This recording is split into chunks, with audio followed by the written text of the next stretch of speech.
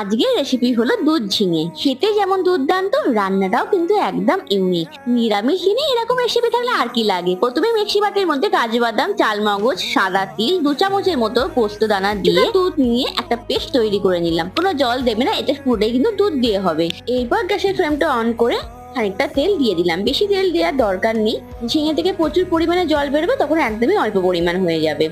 আমি এইভাবে লম্বা লম্বা করে ঝিঙেটা কেটে নিয়েছি। তেলটা গরম হলে একটা শুকনো লঙ্কা, 1 চামচ পাঁচফোড়ন দিয়ে ঝিঙে দিয়ে দিলাম। একটু এদিক ওদিক করে ভাজার পর 1/2 চামচের মতো নুন দিলাম। নুন তোমরা তোমাদের পরিমাণ মতো দিও। কাজু আর পোস্ত যে বাটাটা রেখেছিলাম সেটা দিয়ে দিলাম। বেশ ভালো করে নাড়াচাড়া করে কাশ্মীরি লাল লঙ্কা গুঁড়ো দিয়ে দিলাম। আমি এখানে কোনো লাল লঙ্কা গুঁড়ো ব্যবহার কিন্তু করিনি। এই রান্নায় কোনো রকম মশলা চলে না। দিয়ে দিলাম 1 কাপ দুধ, তবে প্রথমে গরম করে তারপর ঠান্ডা করে নিয়েছিলাম। চিনি, কাসুরি মেথি, ঘি দিয়ে নামিয়ে দিলাম। এই রান্নাটা একবার করে দেখো, তারপর আমাকে এসে বলো। আর ভালো লাগলে সাবস্ক্রাইব করে যেও।